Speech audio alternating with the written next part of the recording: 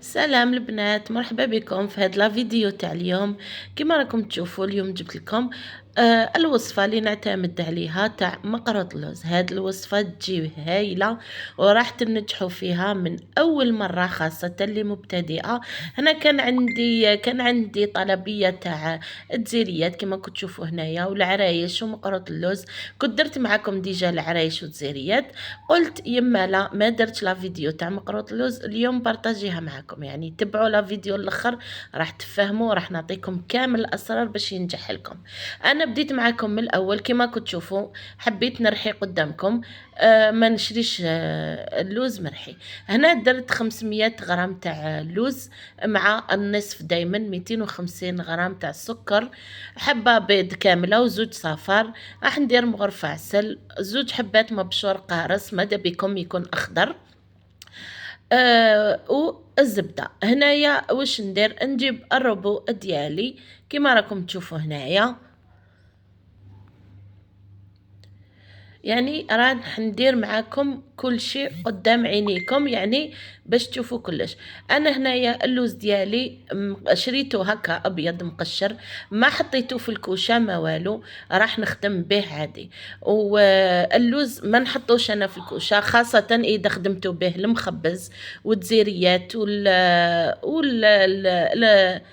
المقروط اللوز ماذا بكم ما تحطوش في الفوق، راح ترحوه ديراكتومون بيان سور. نرحيه مانيش نرحيه رطب. شوفوا الغلطه اللي نديروها بزاف يديروها في الحلويات التقليديه، اللي هما يرحوا اللوز بزاف رقيق كيما تعليف خوي. هذا ما حش نرحيه كيما تعليف خوي كي الفارينه، نرحوه كيما الطعام يكون هذاك الطعام الرقيق، يعني كيما نشوفوا طعام رقيق ماشي طعام المتوسط، طعام رقيق. انا عندي هنايا راح نصيرو بالسيار نيميرو 16. يعني السيار يكون شويه رقيق، يعني ماشي الغربال اللي يصير لنا الفارينه، لا لا، الغربال اللي يهبط لنا ولا السيار اللي يهبط لنا السميد، يعني باش تفهموا. كاين بزاف اللي نقول بالنيميرو 16 ما يعرفوش واش معناتها، ولا حبيتو عند المول الغرابل يكتب لكم فيه هذا نيميرو 16، يعني مول الغرابل يعرف النيميروات ويعرف السواور كيفاش يتقدموا. نكمل نرحي كامل هذاك اللوز ونصير او ميم طون، واللي يبقى لي هذاك الخشين نزيد نرحيه ونصيره حتى نكمل الكميه. انا هنا درت قلت لكم 500 غرام تاع لوز، دار لي يعني قريب 22 حبة. هذه هي. من بعد كملوا لا فيديو للاخر، راح نعطيكم كل الاسرار، راح نعطيكم كيفاش تنجحوا فيه، وراح نعطيكم كيفاش توزنوه باش يجي شباب، والطريقه الطريقه باش يعني يجيكم على حبه. يعني قلت لكم كملوا لا فيديو الاخر، راح تسمعوا كامل الاسرار. انا نكمل ندير كما كنت تشوفوا هنايا، نكمل كامل نغربل هذاك اللوز، نعاود نولي معاكم. هاوليك اللوز ديالي بعد ما رحيته وغربلته، شوفوا كيفاش راهو، يعني ان شاء الله يكون واضح في في الصوره. نديرو مغرفه عسل، يعني انا هاد العسل انا كنت خدمته، ماذا بكم تخدموا العسل في الدار باش ما يبدل لكمش المطعم تاع الحلويات التقليديه. وكنت درت معاكم العسل، ادخلوا للقناه تصيبوا لا فيديو تاع العسل. نديرو هنايا في 500 غرام تاع لوز، ندير مغرفة كبيرة تاع مالغارين ماني. إذا درتو كيلو تضاعفو ديرو زوج عسل وزوج مالغارين ماني بهذه الطريقة. يعني ماذا بيا نخدم كلش قدامكم باش تشوفوا بعينيكم. من جهة أخرى قلت لكم درت زوج حبات قارص، كنت سكرفشتهم. يعني كما تعرفوا مقروط اللوز يحب البنة تاعو في القارص. نجيب ريسيبيون اخرى اللي راح نخدم فيها، نحطوا هذاك السكر. قلت لكم دائما نوزنوا النصف تاع الكمية. درنا 500 غرام تاع لوز، نديرو 250 غرام تاع سكر كريستاليزي مبشور، نزيدو فوق مبشور القارص كما كنتوا تشوفوا هنايا. هذه هي، ونزيدو شوية ولا مغرفة من الماء الزهر. من بعد واش نديرو هذيك حبه، قلت لكم حبه صفار وزوج حبات بيض كاملين، نخلطو نديرو النصف تاعو باش ما يجرالناش. من بعد تشوفوا كيفاش راح نكمل، نخلطو هاد الخليط مليح مع السكر والمزهر. يعني هاد الطريقه علاش درتها باش تسهل لنا. كما تعرفوا لو كان نديرو السكر ديريكتومون كي نكونوا ناكلو بالك هذاك السكر يولي حرش في فمنا، يعني راح يجينينا في الماكله وماحش يجي مقروط اللوز ويبس لنا مقروط اللوز. بهذه الطريقه راح يجيكم مقروط اللوز ناجح، واش نقول لكم معلك وبنين بزاف. يعني دوكا حسيتها مازال هذاك السكر ما دابش، زدت لها شويه من البيض ونقعد ندير هكايا حتى يذوب لي كامل هذاك السكر. انا واش نروح ندير، نروح نجيب البغا ميكسور، يعني راح نرحيه بالبغا ميكسور حتى يولي لي هذاك الخليط ابيض. يعني هذا هو السر ولا لاستيس باش يجيكم مقروط اللوز بنين ومعلك من الداخل. يعني تبعوا هذه الطريقه ما حش تندموا وراح تنجحوا فيها من اول مره ان شاء الله. نخلطهم مليح كيما راكم تشوفوا بالبرا حتى وين هذاك الخليط يولي لنا ابيض، هذاك السكر كامل يولي ما يبانش، والبيض هذاك يطلع شغل اوناج. يعني راح يولي لي خليط رائع هو اللي حنخلط به هذاك اللوز.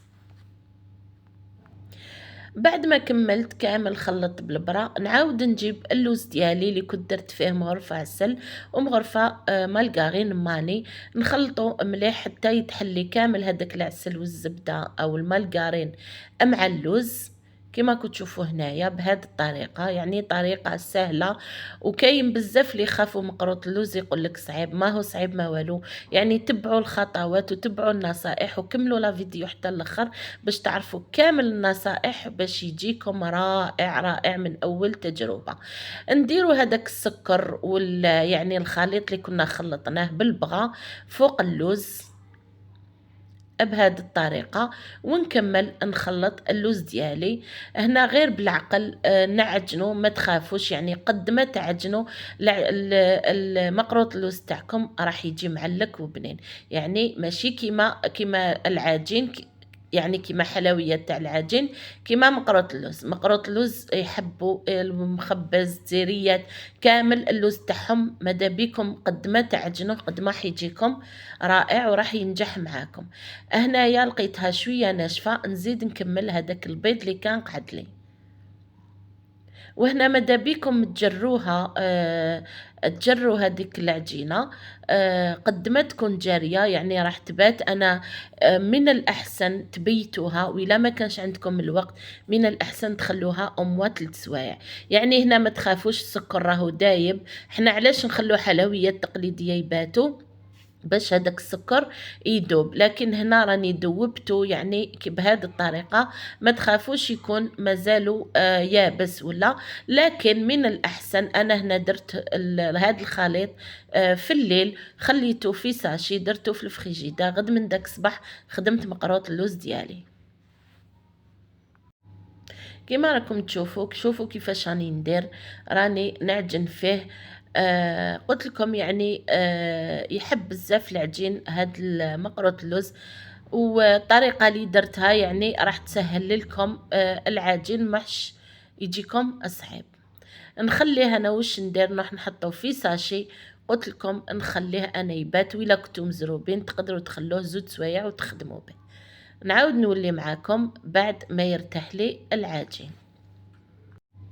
غد من داك كما كنتو تشوفوا هنايا وليت معاكم. شوفوا يعني لاباط كاش ولات لي، شوفوا لا ديفيرونس بين كي كان العجين جديد وكي الشرب كامل هادوك المكونات ديالو. يعني العجينه ولات رائعه ونقدر نخدم بها عادي. واذا شفتوا العجينه بزاف يابسه، هنا واش ديروا، تزيدوا يعني ديروا البيض، يا اما ديروا وحده صفر بيض او بيضه كامله تخلطوها مليح بالفرشيطه وديروا تزيدوها باش يعني اذا شفتوا كي ديروا البوده يتشقق معناتها راهو مخصوص البيض. واذا شفتوه عادي كيما راني انا هنا ماهوش يتشقق، يعني راهو البيض تاعو كافي. علاش؟ خاطش قد ما يقعد العجين قد ما يزيد يشرب المكونات ديالو.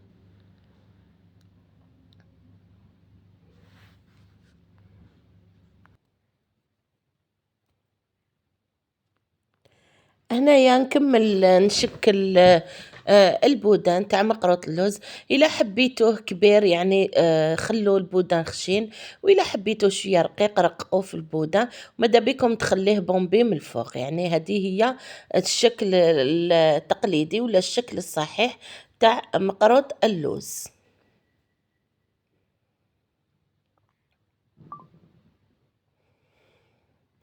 وانا الطريقه اللي نديرها باش يجوني كاع الحبات كيف كيف. واش ندير ندير هكايا، نقطع كيما راكم تشوفوا هنايا.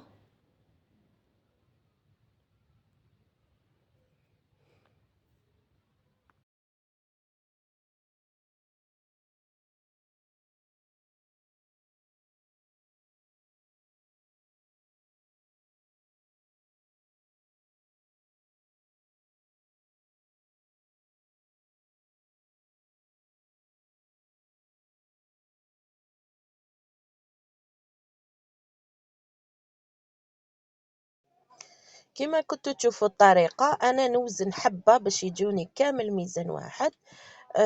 45 في الميزان. وإلا كنتوا حابينو شوية كبير تقدروا تلحقوا حتى ل50 55، يعني فوق 55 راح يجي ماحش يجي شباب بزاف، يجي كبير بزاف يعني ما يبانش الشغم ديالو. وهذيك الحبة اللي كنت وزنتها نكمل نقيس بها كامل المقروط ديالي وكامل الحبات ديالي. كما كنت تشوفوا من بعد نسقمهم بيان سور بالكوبات. يعني الصورة راهي توضح نفسها بلا ما يعني نكتر الكلام. ساعات نحس باللي راني نهدر بزاف، لكن الله غالب، باش نلحق المعلومة لازم نهدر، هذه هي.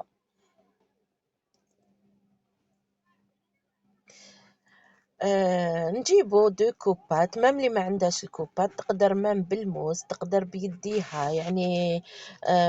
زمان ما كانوش هادو لي كوبات، كانوا يديروا غير بيديهم يجي شباب. لكن الآن كل حاجة تطورت. شوفوا الحبة كاش جات شابة، 45 غرام. لو كان نعاود نوزنهم كامل نلقاهم نفس الميزان، يعني هكايا يجوا الحبات كامل ميزان واحد ويجوا كامل على حبة.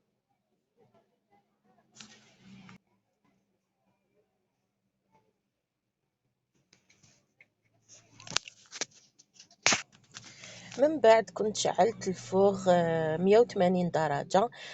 برك حبيت نقول لكم باللي المقروط اللوز ما يحبش بزاف طياب. إلا كترنا 10 دقائق، يعني كل واحد والفوغ ديالو. إذا كان عندكم فوغ فونتيلي يعني بالفونتيلاتور، من الأحسن ما تشعلوش الفونتيلاتور باسكو راح يخسر لكم لا فورم ديالو. يعني شعلوه من التحت، واللي عندها من الفوق لتحت شعل على ضربة. كل وحده تعرف يعني الفوغ ديالها. ما نقدرش يعني نقول لكم على الفوغ كاباب نقول لكم ديروا غير 8 دقائق بصح ما يطيب لكمش ويقعد يعذبكم في التسكر. بالنسبه للتسكر انا كيفاش ندير؟ ندير كاس ماء زهر، مغرفه سكر غلاس مع مغرفه فارينه. اذا كنت راح ناكلو تمتم ولا كوموند تاع تمتم. اذا كانت كوموند اللي راح تطول، ماذا بكم طيبوا الشربات شويه عقده باش تسكروا. يعني هذه هي واش نقدر نقول لكم بالنسبه للتسكر. هنا واش ندير هكايا من بعد نصفيه باش ما يقعدليش هذيك الفارينه تجينيني مع السكر. تصفيوه بالصفايه وتخدموا به عادي.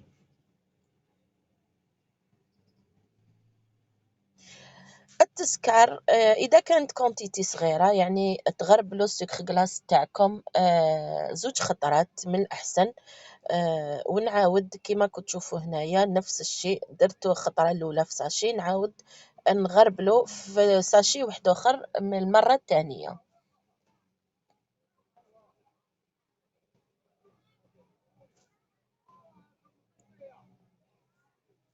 ماذا بكم سكر كلاص اللي تخدموا به يعني يكون من نوعيات جيدة، يعني السكر جلاس يلعب دور كبير في التسكر باش يجيكم شباب. احنا في الجزائر العاصمة راهم يدوروا ماشي باش ندير اشهار، لكن الله غالب.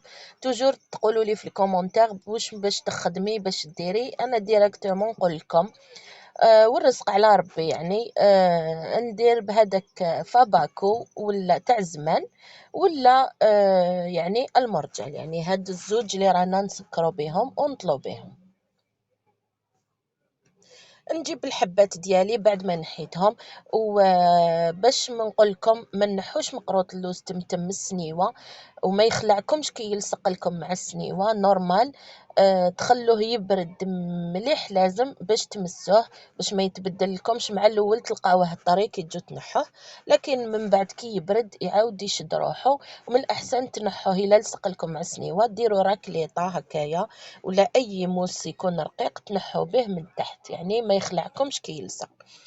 كما كنت تشوفون ندير الحبات ديالي، نوجد البابي سيرفيات ولا هذاك اسويتو ولا حتى طرشونه تكون تشرب، وتمسحوه تخلوه يقطر مليح في الصفايه، وتزيدوا تمسحوه باش تسكروا.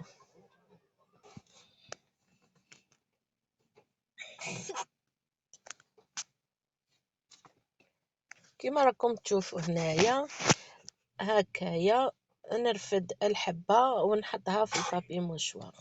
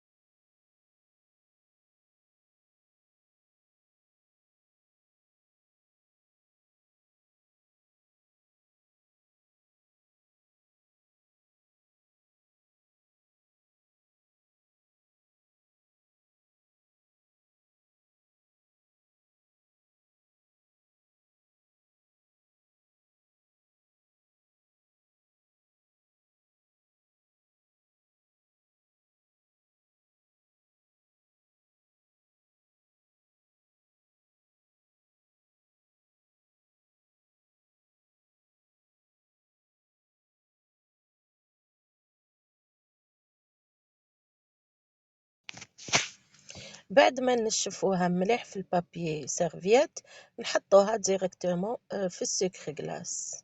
كما راكم تشوفوا هنايا نحطو بالربع حبات على حساب الكونتيتي اللي عندنا والسكر غلاس اللي عندنا.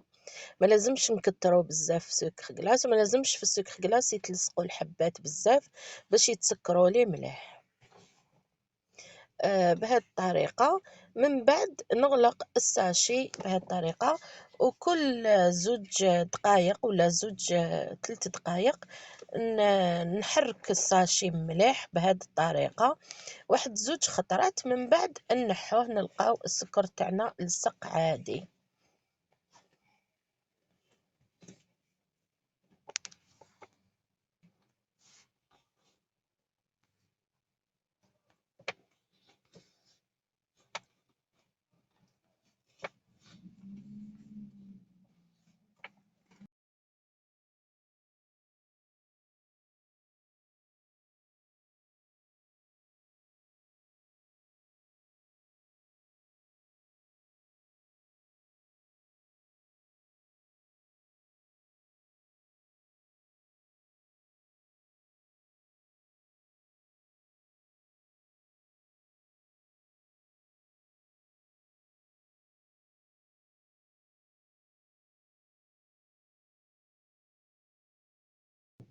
هاوليك شوفوا المقرط تاعي كيفاش السكر لصق فيه، يعني عادي ما يطيح ما والو. دوك واش ندير؟ نفورمي الحبه.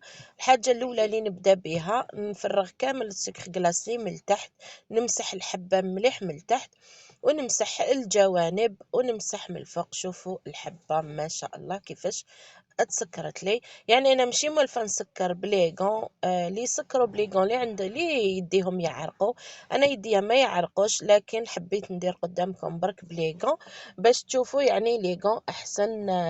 يديروا يردوا لكم الحبه ليس. هذه هي. من بعد الا حبيتوا تكملوا تزيدوا تغربلوا من الفوق كامل الحبات كي تعمروهم، تغربلوا الحبات فقط بالغربال ولا بكاش صفايه، من الاحسن تكون صفايه رقيقه باش يجيكم شباب. نخلوه ينشف واحد النهار ولا باش نديروه في الكيسات باش السكر تاعنا يقعد شباب. هذه هي. نكمل دوك كامل العمل ونجي نوري لكم الطالبيه كيفاش تاع الزبونه كيفاش خرجت. ماذا بكم تعطيني رايكم في لي كومونتير. وإلا عجبكم الفيديو تاع اليوم ما عليكم غير ديروا جيم وابوني القناة باش يلحقكم كل جديد.